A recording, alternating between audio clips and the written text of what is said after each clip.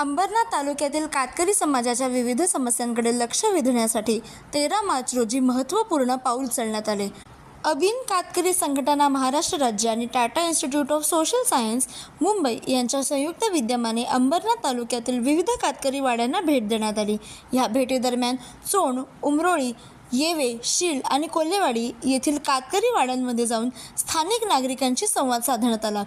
कातकरी समाजातील कुटुंबांची राहणीमानाची परिस्थिती, रोजगाराच्या संधींचा अभाव, पाणी, शिक्षण, आरोग्य आणि मूलभूत सुविधांशी संबंधित अनेक समस्या यावेळी समोर आल्या. त्यानंतर अंबरनाथ पंचायत कार्यालयात कातकरी समाजाच्या प्रश्नांची आणि समस्यांची सुनावणी देखील घेण्यात आली.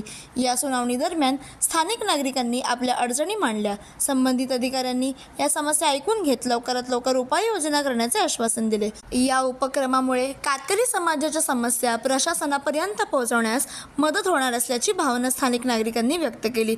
तसेच या समस्यांवर ठोस उपाययोजना व्हाव्यात अशी अपेक्षा देखील यावेळी व्यक्त करण्यात आली.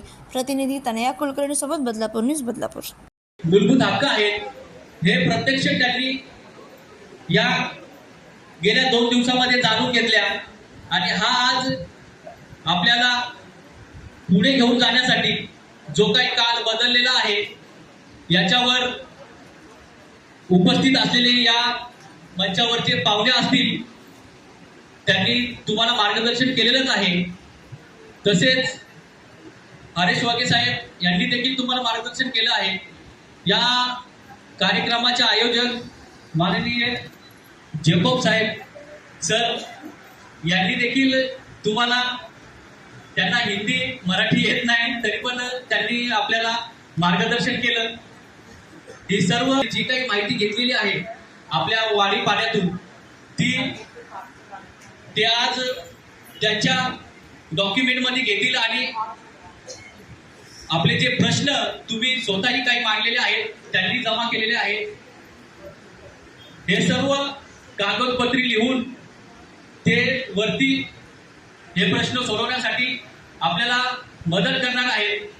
तरी त्याचं सर्व उपस्थित असलेल्या माझ्या आदिवासी बांधवांच्या वतीने टाटा इन्स्टिट्यूट आणि जोकोब सर यांचं आम्ही खूप खूप अभिनंदन करतो.